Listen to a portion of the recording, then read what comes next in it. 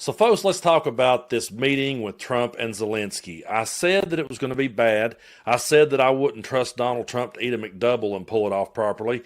And so I knew that this meeting was not going to be anything good. While it didn't go off the rails like the first one and there wasn't those embarrassing moments, I still feel like there were embarrassing moments. And I also feel like it's very clear how that Trump and this administration is going about reshaping the narrative. They're all about that. And that's the most sickening part for me to sit back and watch, because Ukraine is an ally.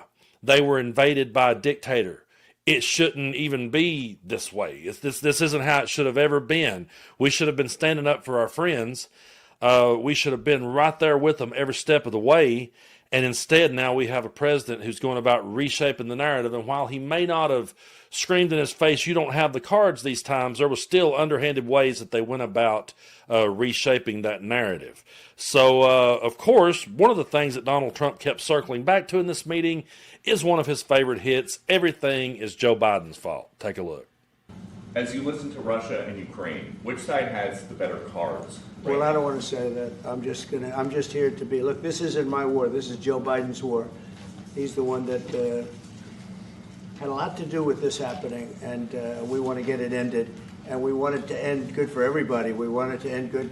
The people of Ukraine have suffered incredibly. So it's Joe Biden's war? Really? Actually, he was supposed to have this ended before he took office on January 20th.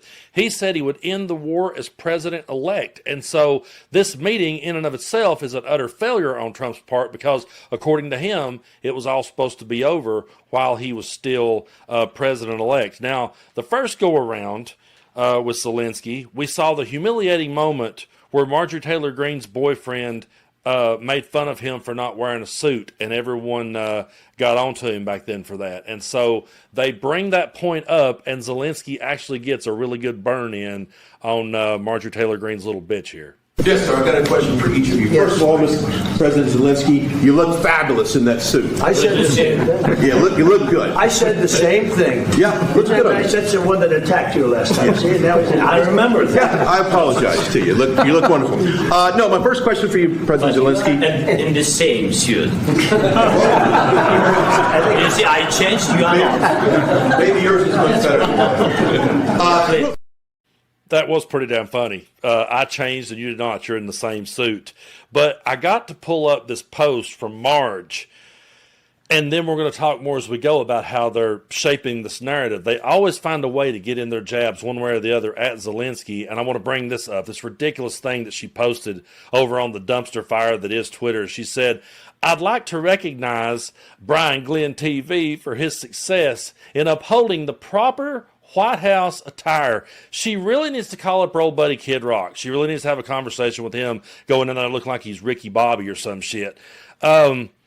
If Brian had never asked Zelenskyy the question, "Why don't you wear a suit? Do you own a suit?" I'm sure he would have never wore one to visit our great and respected president. So they have to find a way to get in their jabs. They have to find a way to take a jab at a man whose country was invaded by a war criminal. And I'm going to keep circling back to that point because they've completely lost the plot on this one. And we have to remind them of what it is that we're up against. But they go right in next to, I want to play this next clip here, because they asked Trump about the mail-in ballots. And now that he is saying he's going to sign an executive order to get rid of mail-in ballots, he's basically taking orders straight from Vladimir Putin. Check this out. You pushed out on social media about doing away with mail-in ballots and potentially electronic voting machines. Can you expand on that and how important Well, that's a very off-topic, just really quickly. Mail-in ballots are corrupt. Mail-in ballots, you can never have a real democracy with mail-in ballots. And we, as a Republican Party, are going to do everything possible that we get rid of mail-in ballots. We're going to start with an executive order that's being written right now by the best lawyers in the country to end mail-in ballots because they're corrupt. And you know that we're the only country in the world, I believe, I may be wrong, but just about the only country in the world that uses them because of what's happened. Massive fraud all over the place. The other thing we want change are the machines. For all of the money they spend, it's approximately 10 times more expensive than paper ballots. And paper ballots are very sophisticated with the watermark paper and everything else. We would get secure elections. We'd get much faster results. The machines, I mean, they say we're going to have the results in 2 weeks. With paper ballots, you have the results that night. Most people, but most people, many countries use paper ballots. It's the most secure form. He's sitting there lying right through his teeth, and there's never any pushback. No one ever stands up and says, actually, Mr. President, countries do allow mail-in ballots. So does Russia. They never bring that point across. They just stand there and let this guy say that. He's always unchecked. He's always unchecked. The only people that holds him to account is people like us here on the internet. That's it. When he's standing there in front of the mainstream media, no one ever holds him to an account, and if they do, he ends up beating them into submission and they tap out pretty quickly. But no one ever pushes back, and especially when he just goes right here and says the quiet part out loud. Listen to what he says. The Republicans have to lead the charge. The Democrats want it because they have horrible policy. If you have mail-in voting, you're not going to have many Democrats get elected. That's bigger than anything having to do with redistricting, believe me.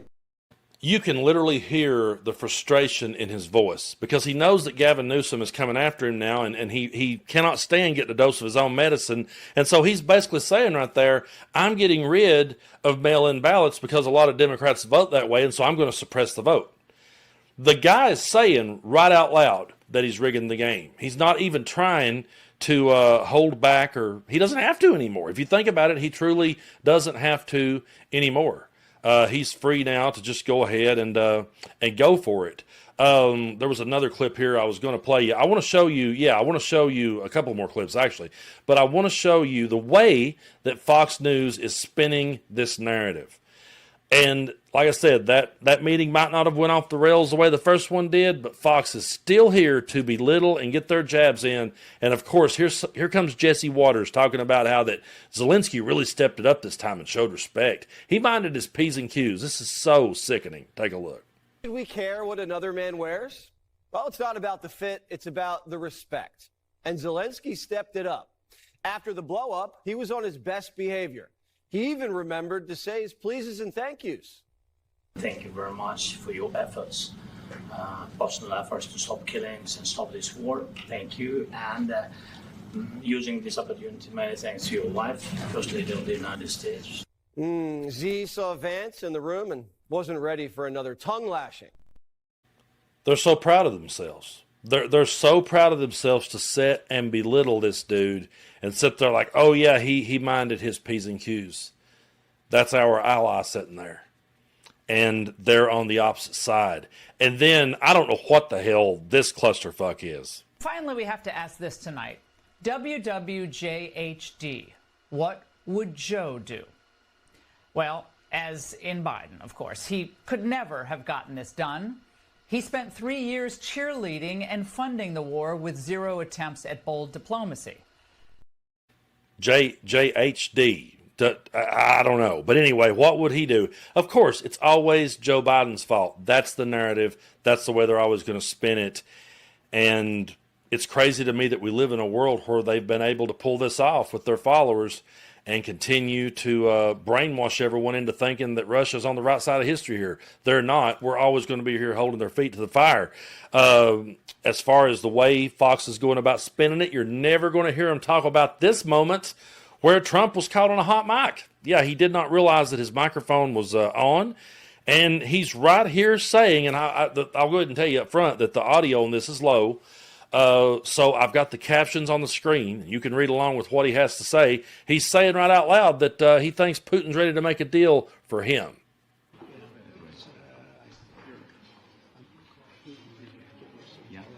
Set up a trilateral, you know. I think he wants to make a deal for me. You understand? I think as crazy as it sounds. Just sit down. Sit down, everybody. Okay. I think we'll let the press come in for a minute. Waiting for the off. Yeah, he wants to make a deal for me, as crazy as that might sound, and you won't hear an absolute peep out of Jesse Waters or anyone on Fox News. They'll never talk about that.